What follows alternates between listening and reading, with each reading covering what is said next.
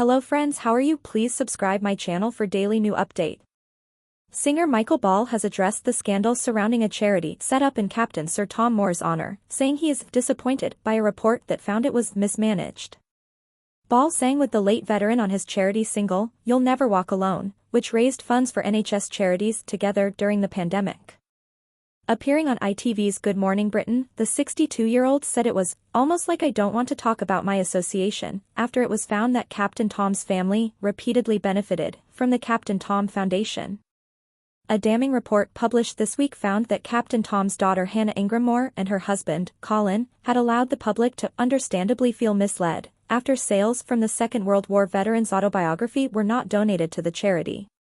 It also found serious and repeated instances of misconduct and/or management in the administration of the charity by the couple's conduct and actions. There were no findings relating to the charity single.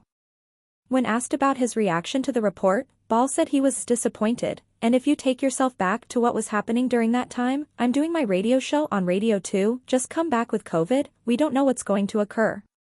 I hear about this story of him, get him on the radio, we've got a bond, the money starts coming in, and it grew, and then I had this idea of this record. It's entirely, including from Tom, entirely altruistic, entirely just wanting a focus, something for people to bond with, to show the good, and now it's almost like I don't want to talk about my association. It was something I was so incredibly proud of for all the right motives, to see it twisted, really it's a real shame. Sir Tom became a national celebrity aged 99 during the COVID pandemic when he began walking 100 lengths of his garden to raise money for the NHS charity, with a goal of raising £1,000 by his 100th birthday. By the time he reached that milestone, his fundraising had exceeded £30 million. Meanwhile, his single with Ball and the NHS Voices of Care choir reached number 1 in the UK singles chart in April 2020, selling almost 36,000 copies within its first 48 hours.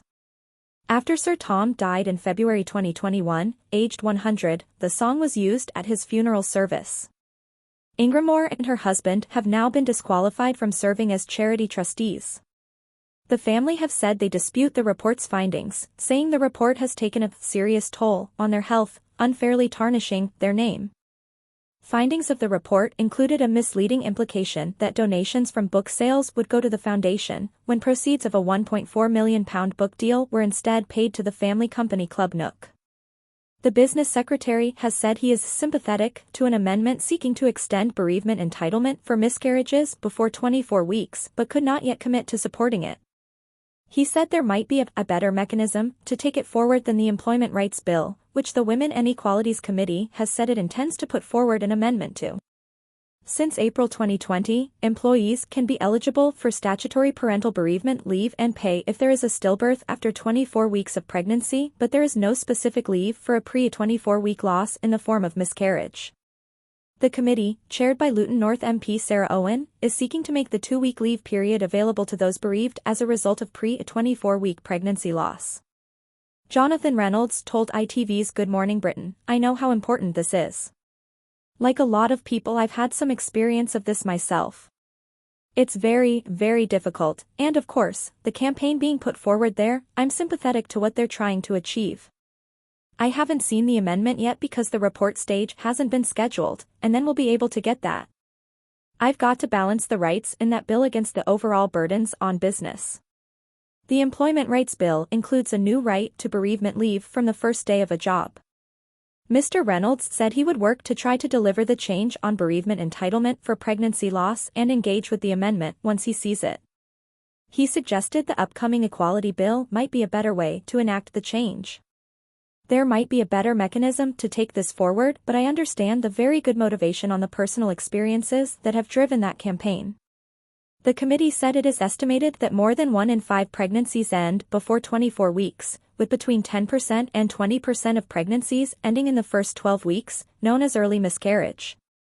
While MPs acknowledged that a growing number of employers have specific pregnancy loss leave and pay policies, such as NHS trusts and the co-op, they said there remain very substantial gaps in provision.